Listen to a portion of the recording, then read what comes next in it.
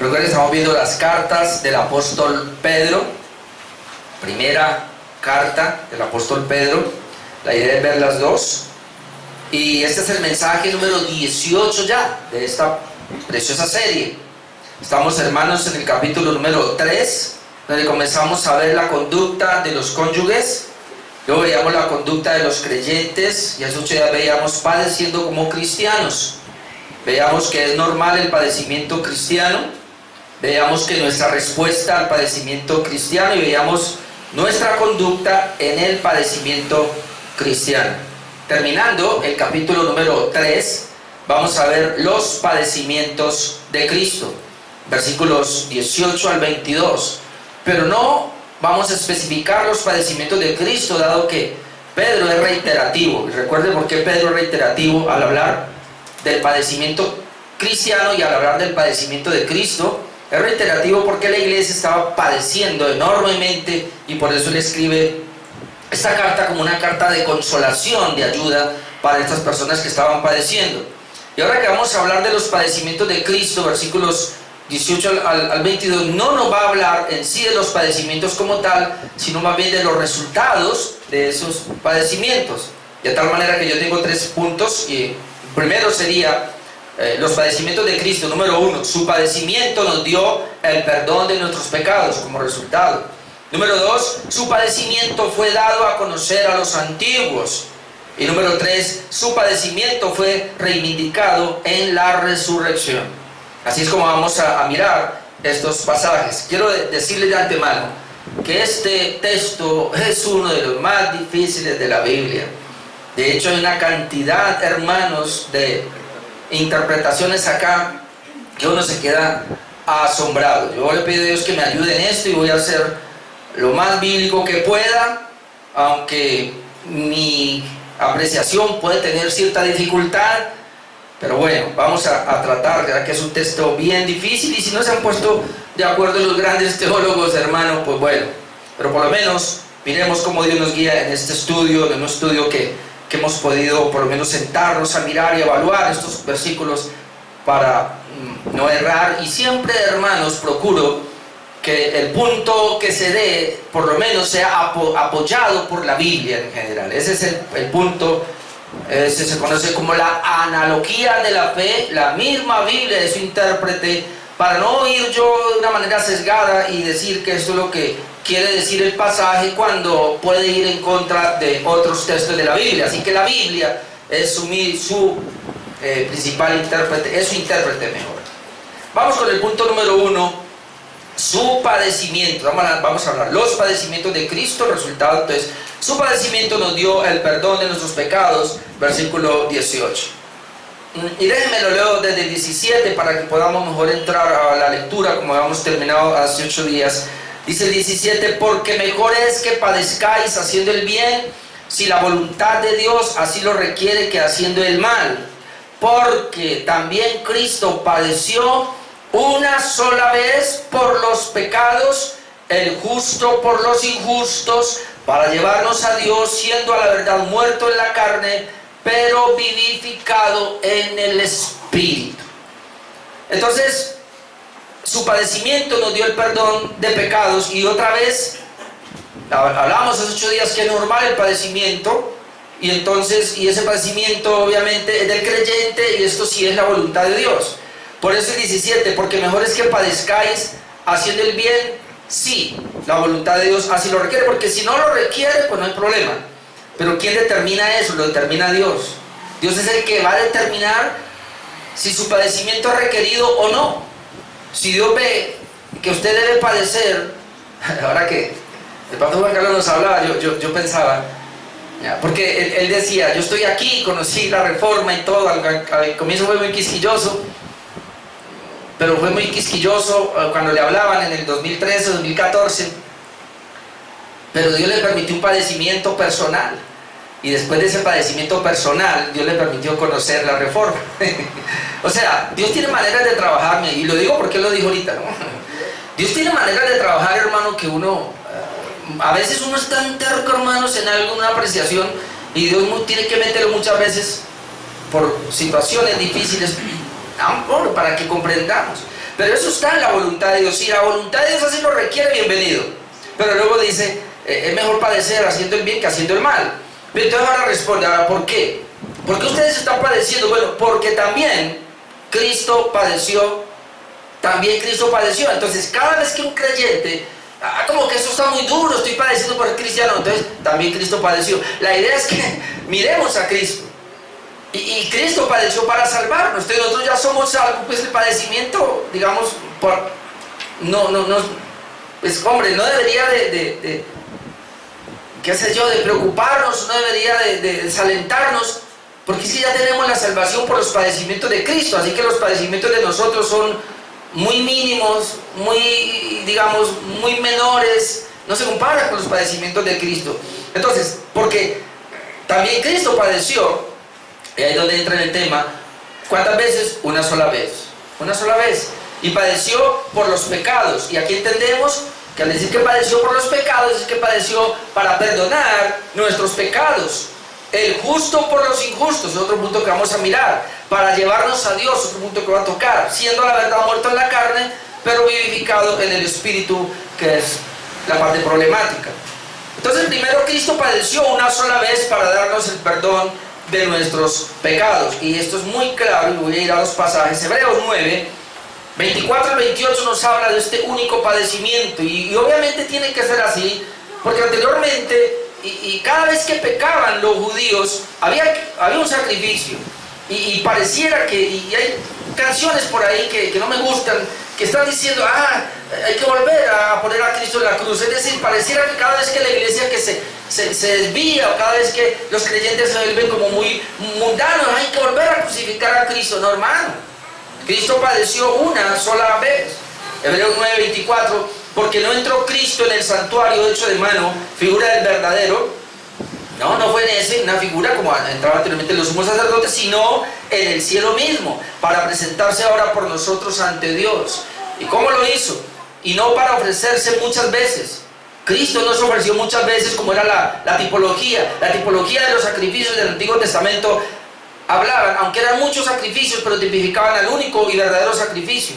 No entró para ofrecerse muchas veces, como entra el sumo sacerdote en el lugar santísimo, cada año con sangre ajena. De otra manera, si esto hubiese sido así, le hubiera sido necesario padecer muchas veces desde el principio del mundo. Imagínense, cada vez que una persona pecaba, un hijo de Dios, el Señor se sacrificaba. No, así no fue. Porque dice, pero ahora en la consumación de los siglos se presentó una vez para siempre por el sacrificio de sí mismo para quitar del medio el pecado. Eso es lo que está diciendo Pedro. Ya Cristo con el único sacrificio nos perdonó, o Cristo con el único sacrificio quitó del medio el pecado. Así que cada vez que usted peca y ve pecado delante de usted, lo primero que tenemos que ir es decir, Señor, este pecado inclusive ya fue pagado en la cruz. Porque tengo que pedirle perdón, hermano, para estar, cuando nos enojamos nosotros y la embarramos, es lo que yo siempre pongo con mis hijas, ellas se enojan conmigo, yo me enojo por alguna razón, hay una situación allí, entonces hay una especie de dificultad, ¿verdad? No hay una comunión. Y si yo les pido perdón, porque si yo las ofendí, ellas me piden perdón a mí, aunque a veces no lo hacen, pero bueno, ellas me piden perdón a mí, entonces yo, ¿qué hago? Pues hombre, ya se arregla la situación, pero ellas siguen siendo mis hijas. Pase lo que pase, son mis hijas. Es lo mismo, nosotros como creyentes somos hijos de Dios. Hermano, duro decir esto, pero usted es un hijo de Dios a pesar de lo que peque. Sigue siendo hijo de Dios. Por eso siempre que usted peca tiene que mirar a la cruz. Ya fue el sacrificio dado, ya Él me perdonó para tener en este caso una relación con Él de padre a hijo. Pero en mi pecado actual se rompe la comunión. Entonces yo necesito pedirle perdón por ese pecado para que se arregle mi comunión. Entonces es muy importante entender el único sacrificio por nosotros. Versículo 27, y de la manera, y mire el ejemplo que pone, y de la manera que está establecido para los hombres, que mueran ¿cuántas veces? Una sola vez, y después de esto el juicio, así también Cristo fue ofrecido una sola vez. ¿Para qué? Para llevar los pecados de muchos, y aparecerá por segunda vez sin relación con el pecado para salvar a los que le esperan. ¿No le llama la atención que la primera vez vino en relación con el pecado, pero la segunda vez viene sin relación con él? Jesús cuando venga por segunda vez, ella no tiene ninguna relación con el pecado, porque la primera vez vino a quitarlo. En la segunda vez ya no viene en una relación con el pecado, Él viene por su pueblo. Ya no viene a mirar si usted es pecador, no, Él viene por su pueblo. Ese es el problema con mucha gente que dice, ay, ojalá usted esté listo cuando Él venga. ¿Y qué es estar listo? Que no tenga pecado en su vida. Si fuese así, todos nos iríamos al infierno. Porque cuando Él venga va a encontrar con pecado. Por eso cuando Él venga por segunda vez, ya no va a mirar si usted pecó o no pecó. No, Él va a mirar que usted es un hijo, que Él le pagó la deuda en la cruz. Por eso somos tan creyentes de que Cristo en la cruz pagó la deuda de nuestros pecados de una manera personal. Él murió en la cruz por mí, Él pagó mis pecados. Él no murió de una manera, como muchos dicen, superficial o ¿cómo es la palabra? Para proveer, para ver si quién viene. No, Él murió pagando los pecados de cada uno de nosotros, hermanos.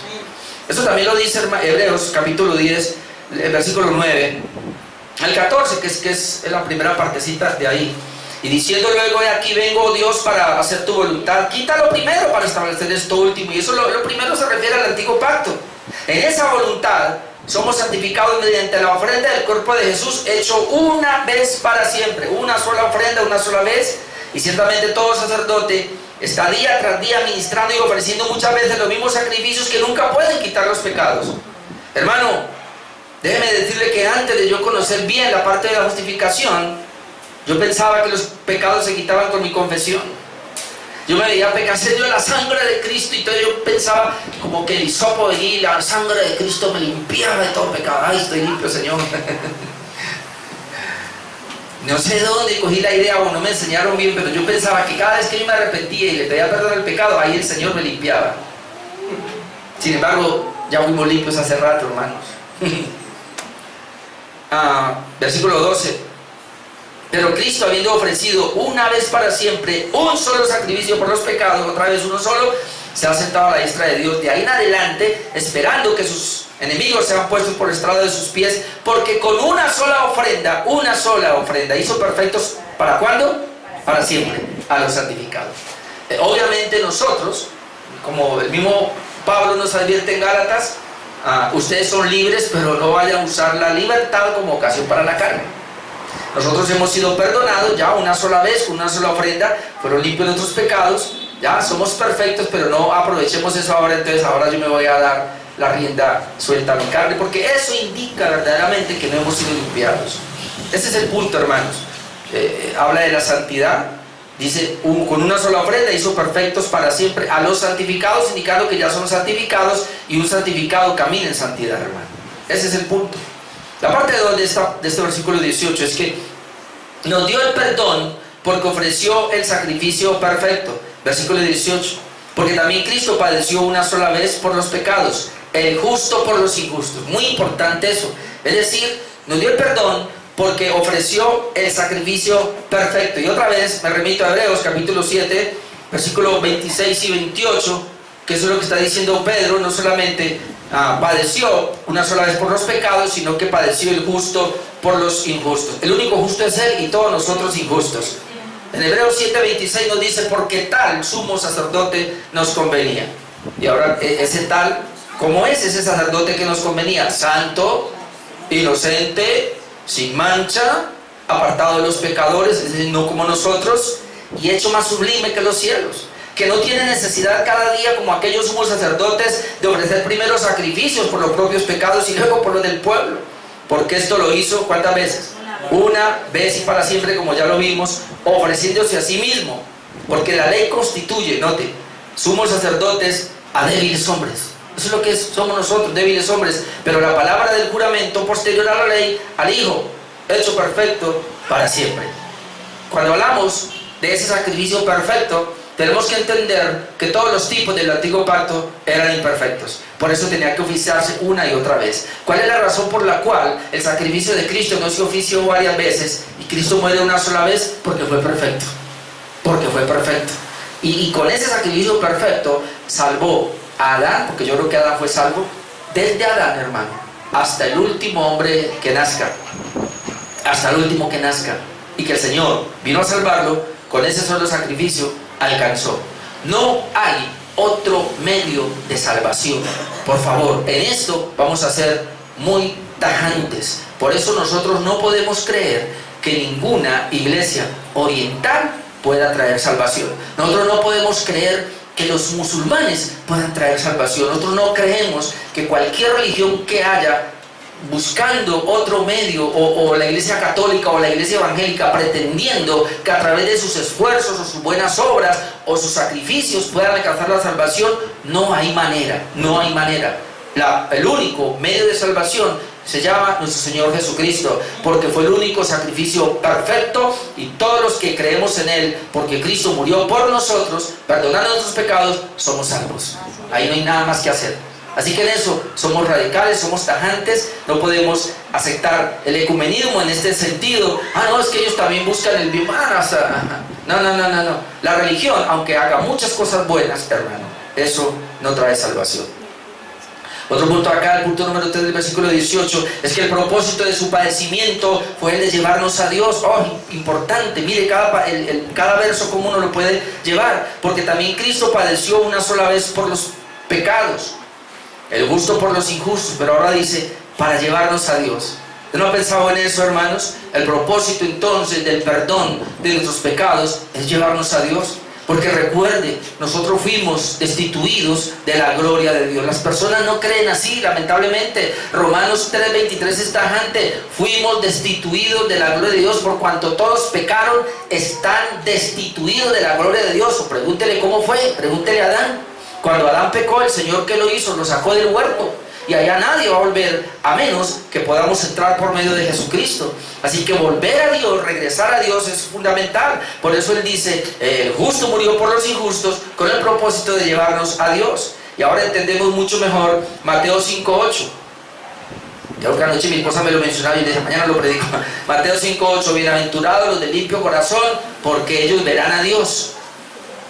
¿Cómo es que una persona puede ver a Dios? ¿Cómo es que Pedro dice que para llevarnos a Dios y poder ver a Dios? Ahora entendemos por qué. Los de limpio corazón.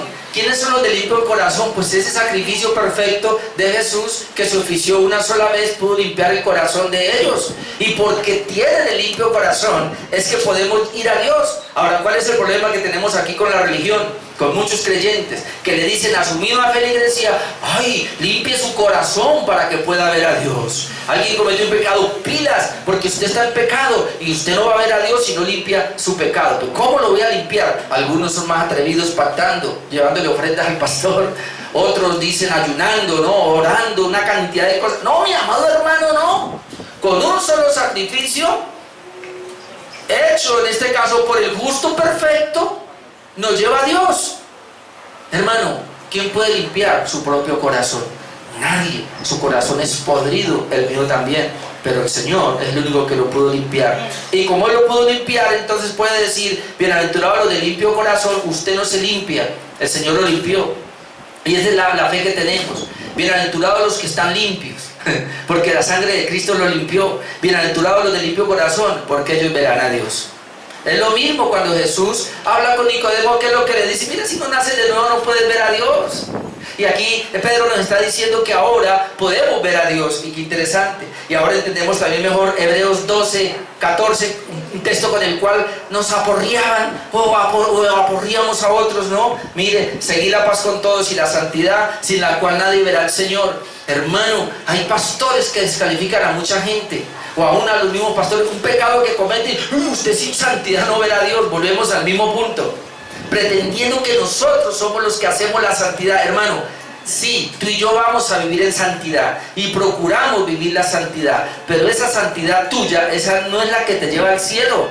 La santidad que te lleva al cielo es la santidad inicial que el Señor dio a tu vida cuando tú fuiste justificado, cuando fuiste perdonado por tus pecados. Entonces ahora sí, sin santidad nadie verá al Señor. Entonces cuando usted piensa en eso, usted no esté pensando inmediatamente, cómo estos están mostrando pecado, y entonces no. Sin santidad, o es lo mismo sin un corazón nuevo, es lo mismo sin la muerte de Jesús en la cruz como un solo sacrificio perfecto, una sola vez. Sin ese sacrificio perfecto, sin ese justo que hizo el sacrificio perfecto, usted no puede ver a Dios, porque usted no puede ser santo. Entonces, hermano, aquí no importa si es pastor, si va a una iglesia, aquí no importa si no tiene una iglesia, una religión, aquí es cómo está su corazón. Y el corazón el hombre no lo puede cambiar porque es perverso. Pero cuando Dios cambia ese corazón, lo regenera, entonces él un día va a ver a Dios. Amén. Así que aquí no se trata, y esto es bueno aclararlo, de la santidad que nosotros estamos viviendo. Ojo con eso, aquí se trata de la justificación. Es muy importante. La justificación es aquella obra que el Señor nos dio a nosotros los creyentes cuando Él se ofreció por nosotros en la cruz, pagó la deuda de nuestros pecados, cuando Él vivió una vida perfecta y pura y santa y nos acreditó eso a nosotros, y nosotros por la fe lo tenemos. Ahí nos santificó. Es esa santidad. Sin santidad nadie verá al Señor. Ojo, no está hablando de mi vida cristiana. Yo debo practicar mi vida cristiana y debo mostrar santidad, pero esa santidad no es la que me permite ver a Dios. Es la santidad de Jesús recibida en la cruz del Calvario, con la cual me hizo santo, me dio un nuevo corazón o me regeneró. Amén. Sí, porque si fuera la santidad práctica, en primer lugar, ninguno cualificaría, porque no somos tan santos. O lo otro, que es lo más cruel, Dios no recibiría gloria porque sería compartido con Dios. ¿Ve? Sería humanismo.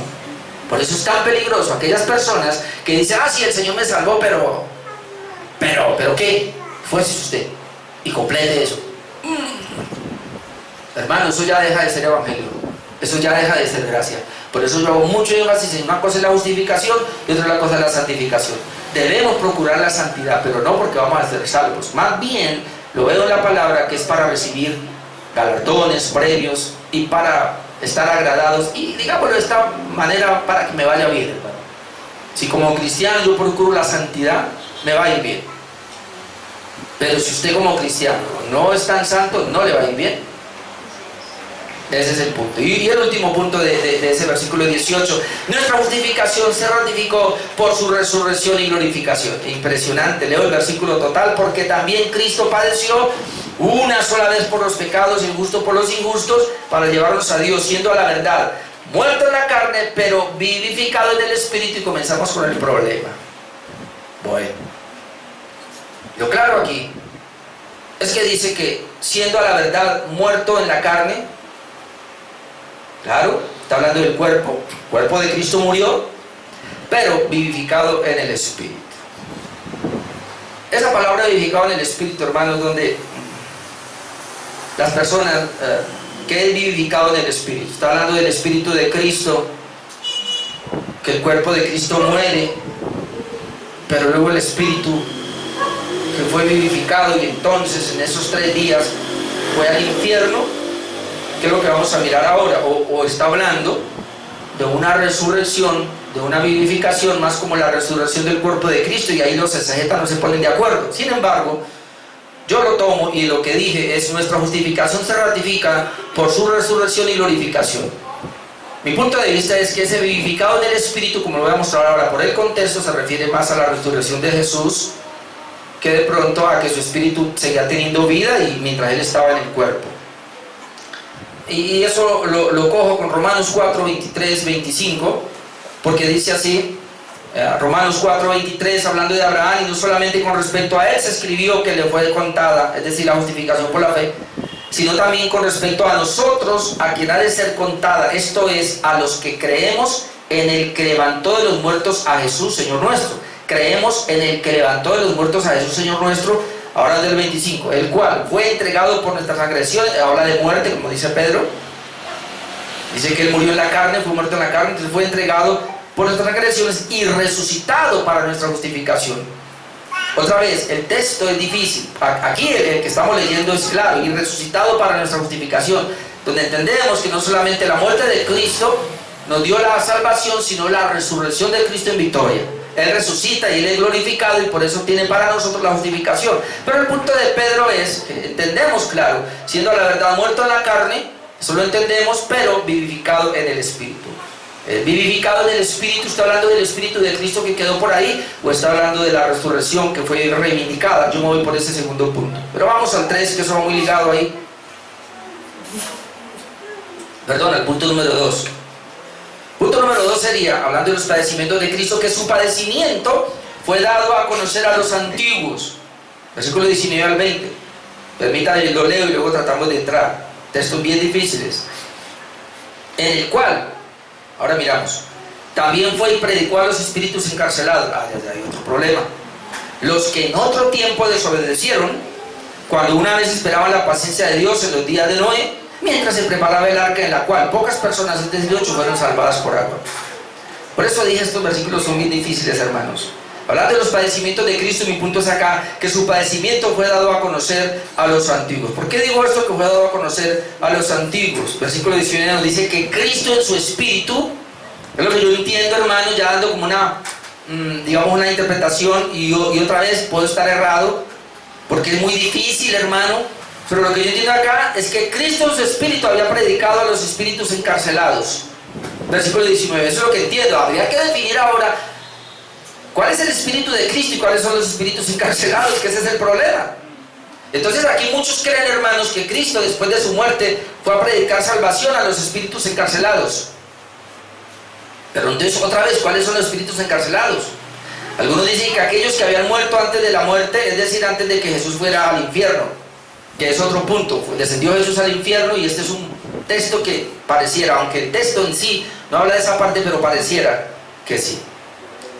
¿Cómo entender esto, hermanos? Lo podemos entender por el contexto, y el contexto nos dice que no, que en ningún momento. Ahora, miremoslo de esta manera.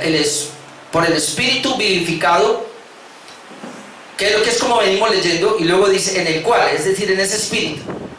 Cristo murió en su carne, pero vivificado en el espíritu. Entonces ahí es donde está el problema. ¿A qué espíritu se refiere?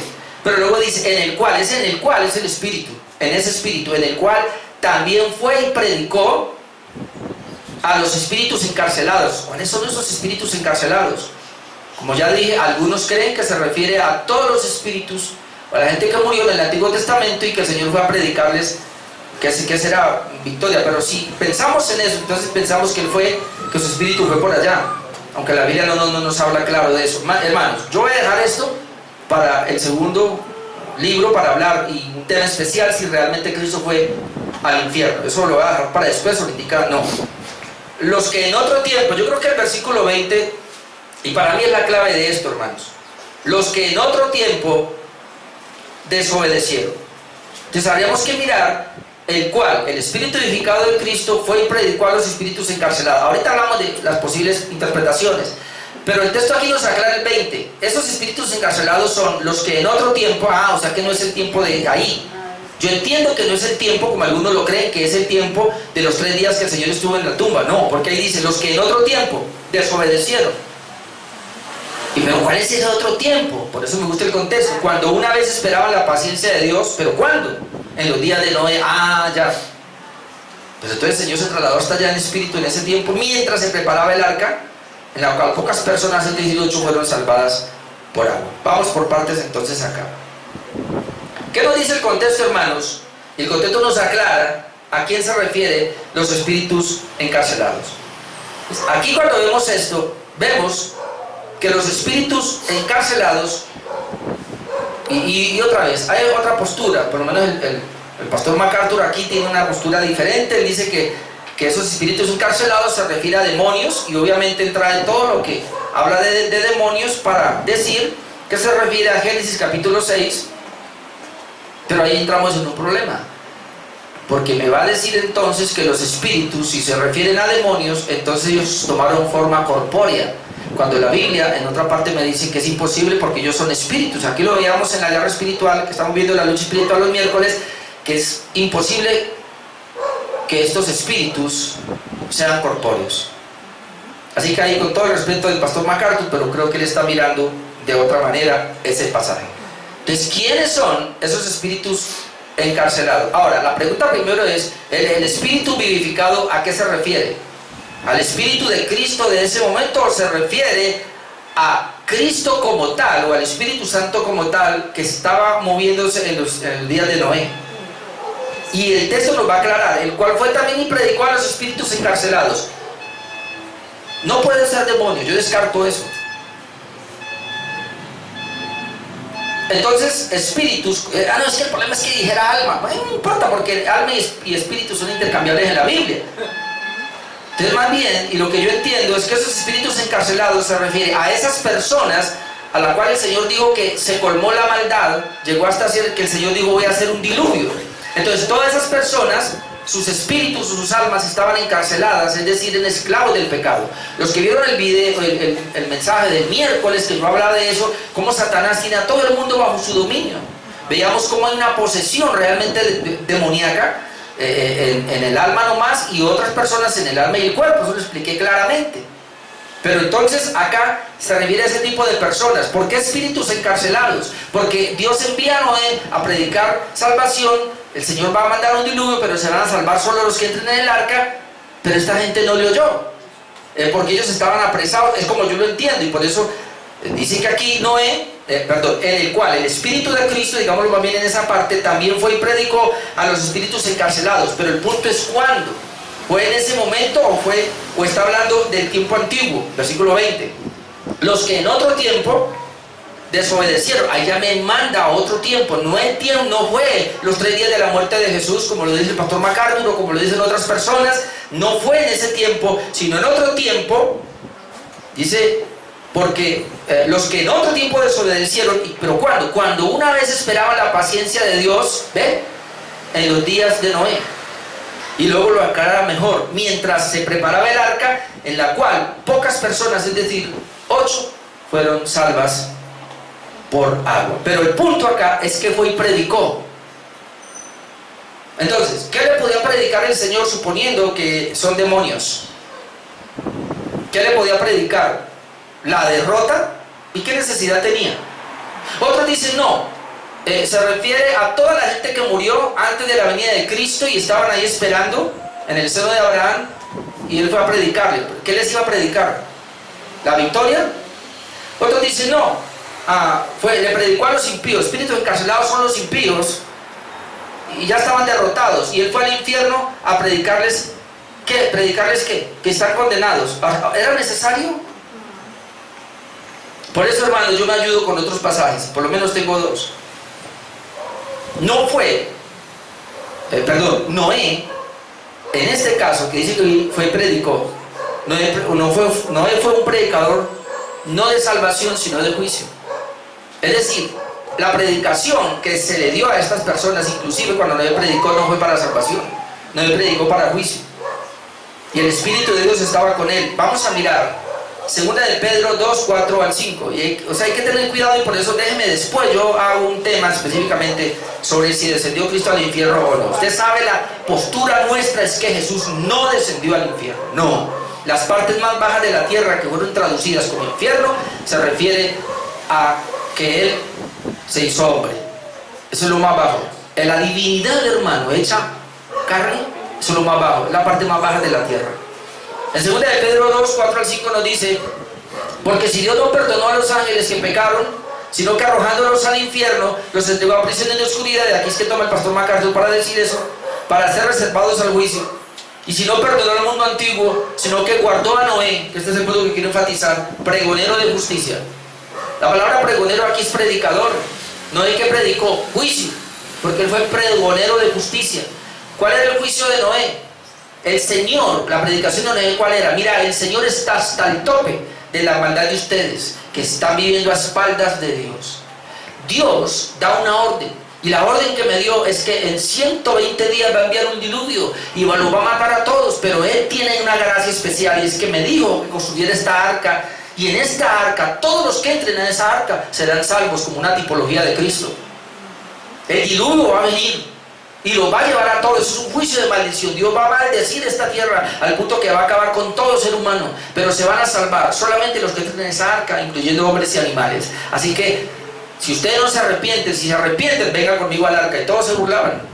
Entonces Él les predicó juicio: ustedes van a ser destruidos. Y ellos, eso fue lo que predicó. Dice que Noé fue pregonero de justicia con otras 7 personas, trayendo el diluvio sobre el mundo de los impíos. Y ahora miren lo que dice Hebreos 11, 7. Y Hebreos 11:7 dice: por la fe Noé, cuando fue advertido por Dios acerca de cosas que aún no se veían, es decir, el diluvio que iba a venir, con temor preparó el arca, en que su casa se salvase. Y habla de su casa, la casa de Noé. Y por esa fe condenó al mundo. ¿Yo? ¿Qué fue Noé? Pregonero de justicia. Predicó maldición. Por la fe de Noé condenó al mundo. La predicación de Noé fue para condenar al mundo. Y fue hecho heredero de la justicia que viene por la fe. Entonces, por lo menos es lo que yo entiendo. Le digo, hay varias posturas de la gente que cree, primero que un demonio puede tomar forma corpórea y que esos espíritus encarcelados son esos. No, hermanos, según la palabra de Dios, todo hombre es un espíritu encarcelado. Está encarcelado en su pecado. Como están muertos en su pecado, ellos solo pueden pecar. Por eso dice la Biblia que el Señor vino a liberarlos, ¿verdad? El que cree en Jesús es libre, libre de esa cautividad de pecado. Tú y yo somos libres, ¿amén? Amén. Y en tercer lugar,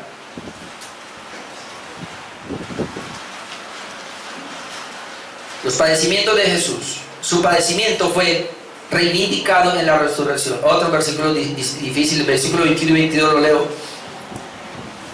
El bautismo que corresponde a esto ahora nos salva, no quitando las inmundicias de la carne, sino como la aspiración de una buena conciencia hacia Dios, por la resurrección de Jesucristo, quien habiendo subido al cielo está a la diestra de Dios, y a Él están sujetos ángeles, autoridades y potestades.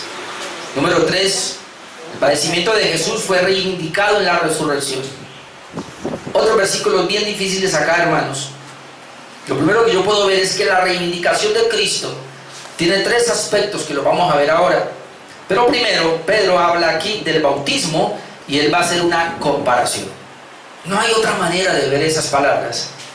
Así que yo me remito a la última parte del versículo 20 para poder entender y leer el 21. Dice que fueron salvas 8 personas, 8 fueron salvadas por agua. 8 personas, está hablando de Noé, del diluvio, ¿verdad? Del arca, y que fueron salvas 8 personas. Y esas personas fueron salvadas por agua, 21, el bautismo. Entonces, mire cómo va a ser una relación. El bautismo que corresponde a esto, ¿a qué? Al diluvio. Hay que pensar así, de esa manera.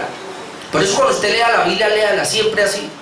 Ellos fueron salvos por agua, es decir, en el diluvio. Ahora, el bautismo, lo que pasa es que la palabra bautismo es sumergirse, y habla de una sumersión allí. Se sumergió, en este caso para condenación, todos los impíos, pero una salvación, y es lo que está diciendo, del arca, que también fueron sumergidos, pero en el arca. Unos fueron sumergidos para maldición por el diluvio, y otros, el caso Noé, fue sumergido en el arca, que tipifica a Cristo para salvación.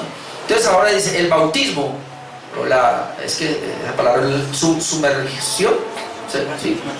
Sumersión, sí, ok. Entonces, digamos, la sumersión que corresponde a esto, uno lo ve como el bautismo.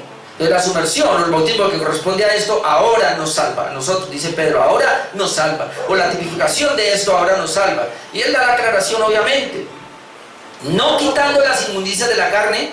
O sea, no tiene que ver para la salvación. Nos salva, pero no tiene que ver la misma obra de Cristo. Sino como la aspiración, esta es la salvación que él dice ahora, sino como la aspiración de una buena conciencia hacia Dios. Es decir, que nos salva en la conciencia. No nos salva a nosotros de la salvación que Cristo vino a darnos, sino nos libra más bien de una conciencia pecaminosa, más bien es lo que quiere decir. Pero luego dice, ¿cómo es esto? Por la resurrección de Jesucristo. Ahora él conecta, note que está conectando 3 cosas. Está conectando el agua del diluvio, está conectando el bautismo de los cristianos y está conectando ahora la resurrección de Jesús. De aquí, muchos han dicho que el bautismo es necesario para la salvación. Y aplican este pasaje. Y aplican cuando Pedro dice que va a ser, ¿cómo es? Se fuera bautizado, el que creyera y fuera bautizado será salvo. ¡Ay! El bautismo es necesario para la salvación. Y hay iglesias que se levantan a decir que si usted no es bautizado no es salvo y que el bautismo se necesita. Y aquí hay otros que han dicho que el bautismo, en este caso nuestros hermanos presbiterianos reformados, dicen que este texto da a entender de que el bautismo es semejante a la circuncisión. Entonces por eso bautizan niños. ¿Salva acaso el bautismo, hermanos? Para nada. La Biblia no habla de eso. Entonces, ¿qué es lo que quiere? ¿Qué está diciendo Pedro aquí? Por eso este pasaje es bien difícil. Lo que Pedro está haciendo es una comparación, como ya lo dije, entre el diluvio el bautismo del creyente y la resurrección de Jesús. Es como lo puedo ver. Aún así, siendo tan difícil, entonces traigo la nueva versión internacional que nos dice lo siguiente. Y otra vez, el agua del diluvio, la cual simboliza, mire que me gustó más acá, simboliza el bautismo que ahora los salva, también a ustedes. Es decir, esas aguas de Noé simbolizan el bautismo que ahora los salva también a ustedes. Y luego dice, el bautismo no consiste en la limpieza del cuerpo, sino en el compromiso de tener una buena conciencia delante de Dios.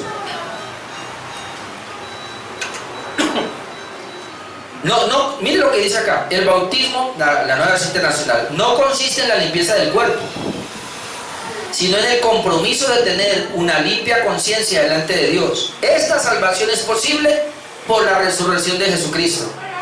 Entonces ahora entiendo que lo que Pedro está queriendo decir, o el bautismo que pareciera que dice que nos salva, no nos salva entonces del pecado, sino que lo que hace es que nos salva de tener una limpia conciencia, porque antes nosotros teníamos una mente pecaminosa. Recuerde, ¿y qué es lo que pasa? Cuando nosotros estamos aquí recibiendo la palabra, la doctrina, el Señor está limpiando nuestras conciencias. Y la conciencia nos lleva a entender de que Él limpió nuestro cuerpo. Entonces, lo que Él está diciendo es eso. Podemos tomar el hecho de que Noé, con todo el diluvio, condenó a unos, pero salvó a otros. Y en este caso el arca, que es un tipo de bautismo.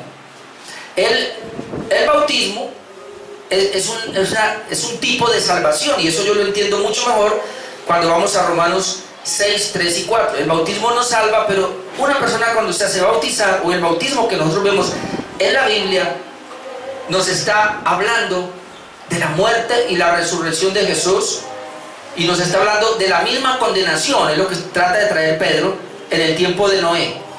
Ellos fueron bautizados, hermanos, en este caso por la condenación, y los otros fueron bautizados en el arca, fueron salvos. Ahora, Jesús cuando muere, también él muere, pero Él resucita. Hay una sumersión de Cristo, pero hay una resurrección de Cristo, el Espíritu vivificado de Cristo. Y eso se asemeja a nosotros en el bautismo. Por eso Romanos 6:3 dice, ¿o no sabéis que todos los que hemos sido bautizados en Cristo Jesús, hemos sido bautizados en su muerte? Dice, porque somos sepultados juntamente con Él para muerte por el bautismo. Y ojo que aquí está hablando de una similitud, de una semejanza.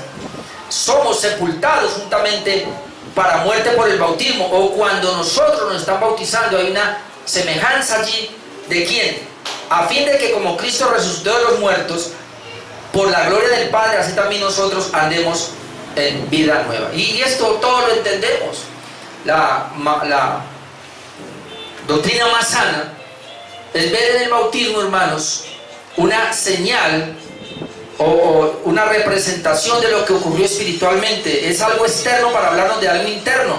¿Qué fue lo que pasó internamente, hermanos, con la muerte y la resurrección de Jesús? Cuando Cristo muere y resucita, Él está limpiando nuestros pecados para que andemos en una vida nueva.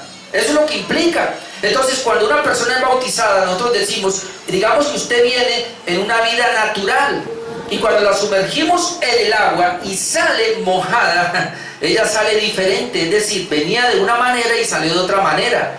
El bautismo, eso es lo que tipifica, que en Cristo fuimos sumergidos con Cristo para muerte del pecado, pero fuimos resucitados para justificación de vida, para que andemos en una vida nueva. Así que yo no veo complicación en esto.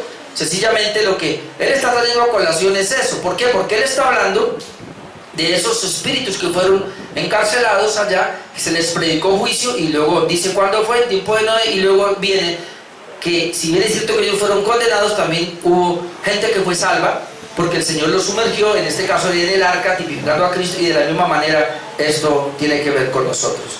Ahora sí veremos los tres aspectos de la reivindicación de los padecimientos de Cristo. Ya salí de eso, que era lo más difícil. Yo sé que algunos me van a decir, no, que tienen otra interpretación. Bueno, respeto eso también. Versículo 22 nos habla ahora de tres aspectos de la reivindicación de los padecimientos de Cristo. Quien habiendo subido al cielo, está a la diestra de Dios, y a Él están sujetos ángeles, autoridades y potestades. Vamos con la primera. Cristo subió al cielo en victoria. Lo voy a leer otra vez. Quien habiendo subido al cielo. Quien habiendo subido al cielo. Es interesante que Él viene diciendo que nadie puede ver a Dios, habíamos visto, o que Él nos perdonó para que pudiéramos ver a Dios. Y ahora dice que el Señor, después de que murió por nosotros, también subió al cielo. Así que podemos ver a Dios, podemos ver a Jesucristo, podemos encontrarnos con Él. Y esto está hay muchos pasajes, pero traigo uno nomás para cada punto. Filipenses 2, 8 y 11, que es el más conocido, nos habla de esa victoria de Jesús cuando sube al cielo, dado que el texto nos dice 22, ¿quién? Es decir, Jesús, habiendo subido al cielo. Entonces, Filipenses 2, 8 al 11, y estando en la condición de hombre, se humilló a sí mismo, haciéndose obediente hasta la muerte, que es lo que viene hablando Pedro, y muerte de cruz. Entonces esta es la glorificación, o lo que yo entiendo vivificado en el Espíritu. Otra vez, puede ser que esté equivocado, pero yo entiendo que vivificado en el Espíritu lo apoya aquí donde dice, por lo cual Dios también le exaltó hasta lo sumo, y le dio un nombre que es sobre todo nombre, para que en el nombre de Jesús se doble toda rodilla. Y ahora están, ¿quiénes? Los que están en los cielos. Note que habla de los cielos, en la tierra y debajo de la tierra, y toda lengua confiesa que Jesucristo es el Señor, para gloria de Dios Padre. Jesús, hermanos, y es lo que está diciendo Pedro, en esa cruz muere por nosotros, perdona nuestros pecados para llevarnos a Dios, pero Él mismo murió y resucitó, o fue resucitado totalmente, corporalmente también, y subió al cielo, donde Él nos va a llevar a nosotros. Y eso es impresionante. Lo segundo, Cristo se encuentra a la diestra de Dios. Mire lo que dice el pasaje. Quien habiendo subido al cielo está a la diestra de Dios.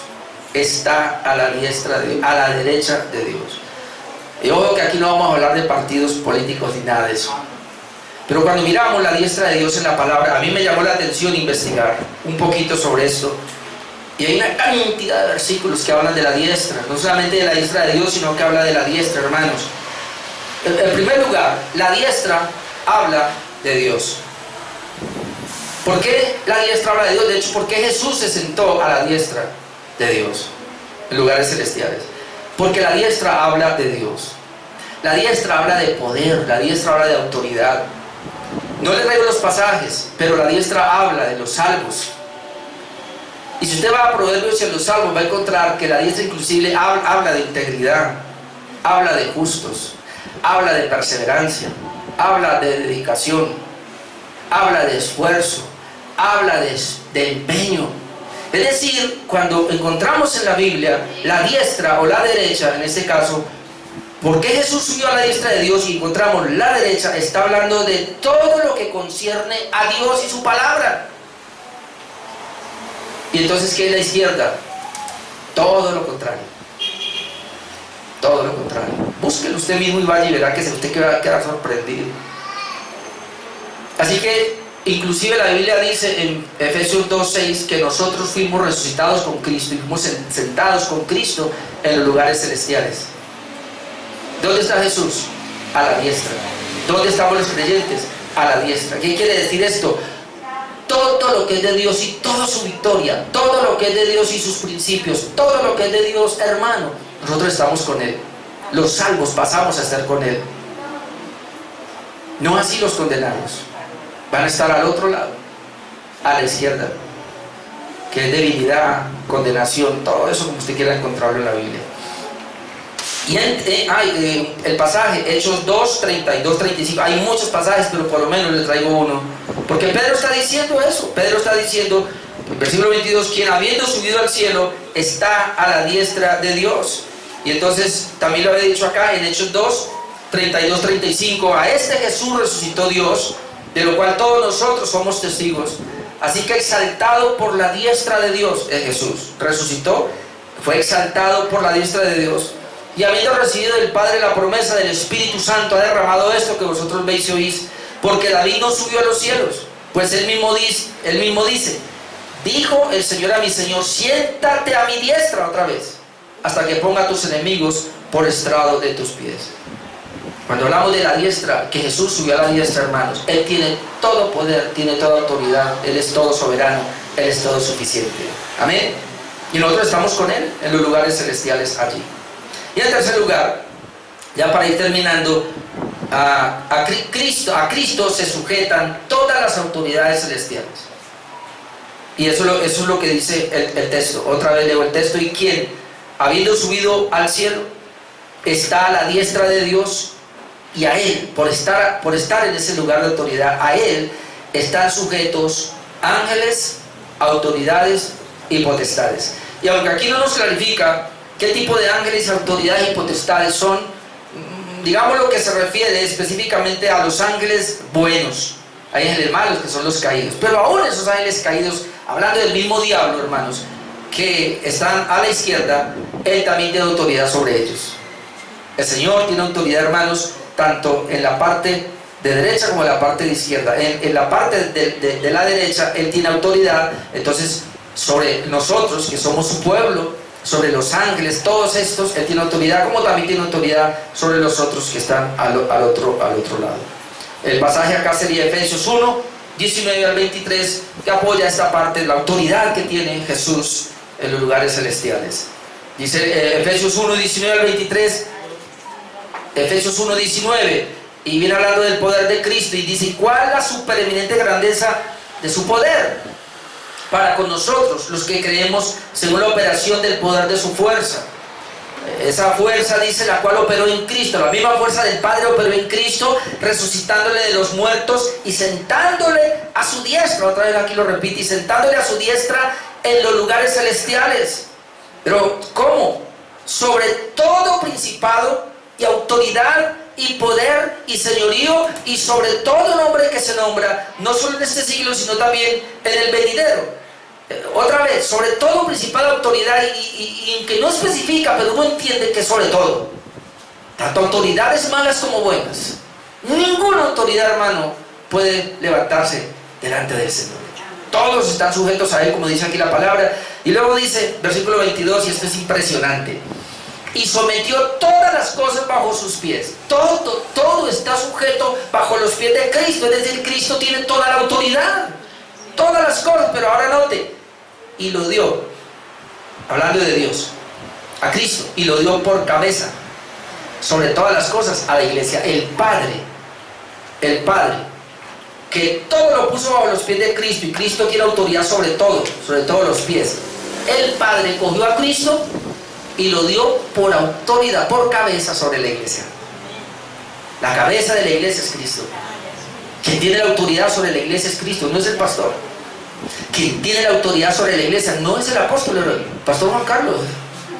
No es la cobertura que usted tenía o que yo tenía. La autoridad de la iglesia la tiene Jesús. ¿Y dónde la encontramos? A través de su palabra. Por eso, mi amado hermano, tú y yo venimos de un mundo cargado de pensamientos, cargado de situaciones. Y este lugar, la iglesia donde nos reunimos, es el lugar para permear todos los pensamientos corruptos, diabólicos y satánicos que hemos traído, hasta que la iglesia pueda ser llevada cautiva a la obediencia a Cristo, porque Él es la cabeza. Y entonces, si Él levanta autoridades en la iglesia, y si yo soy un pastor, tengo que venir a defender lo que es la palabra del Señor, para ver si los que estamos aquí podemos ser obedientes a acuerdo a Jesucristo. No a lo que el mundo dice, no, perdóneme, no a lo que usted trae, porque dice: transformaos por medio de la renovación del entendimiento. Usted no será transformado, yo tampoco, a menos que la palabra de Dios me transforme, me cambie. Aquí el problema de la insujeción a la autoridad de Cristo, que dice que Él es la cabeza de la iglesia, pero aún pareciera que nosotros no entendemos eso. Como alguien dice: en esto sí me someto y en esto no, tenemos un problema serio, porque la autoridad no es el pastor, ni siquiera una doctrina, ni siquiera la iglesia bautista reformada, la confesión de fe. Esa no es la autoridad. La cabeza es Jesús, y Él tiene su poder a través de su palabra. Y luego dice acá: y sometió todas las cosas bajo sus pies, y lo dio por cabeza sobre todas las cosas a la iglesia. Ahora note: la cual es su cuerpo, ¿Qué es la iglesia? El cuerpo de Cristo. Y yo pensaba eso: Jesús, tú estás a la diestra del Padre, y ahí me sentó en lugares celestiales contigo. Así que Él tiene la autoridad, pero la iglesia tiene también la autoridad. La iglesia es su cuerpo, y luego dice, la plenitud de aquel que todo lo llena en todo. ¿Sabe? La iglesia, hermanos, está plena con Jesús. No necesito más. Tú y yo en Jesús estamos plenos. No necesito más. Solo necesitamos a Jesús. Amén. Entonces, ¿qué vimos hoy, hermanos? Los padecimientos de Jesús. Vimos los resultados. Ya habíamos hablado de cómo padeció. Vimos los resultados. Recuerden que habíamos hablado en el capítulo 2 de Isaías 53. Por eso no lo traigo. Pero vimos hoy los padecimientos de Cristo, los resultados. Vimos que su padecimiento nos dio el perdón de nuestros pecados. Tiene que estar claro. Sus padecimientos, dice, su padecimiento fue dado a conocer a los antiguos. Ahora entendemos que eso fue lo que fue dado a conocer a ellos. Y su padecimiento fue reivindicado en la resurrección. A punto, si no les quedó claro este punto que me acordé ahora. Cuando dice que fue predicado a los antiguos, es que fue por medio de Noé. Cuando Noé predicaba y hablaba del diluvio y del arca, es una tipología de Cristo, así que ahí les estaba predicando el evangelio a los antiguos. Amén. Oremos, mis hermanos.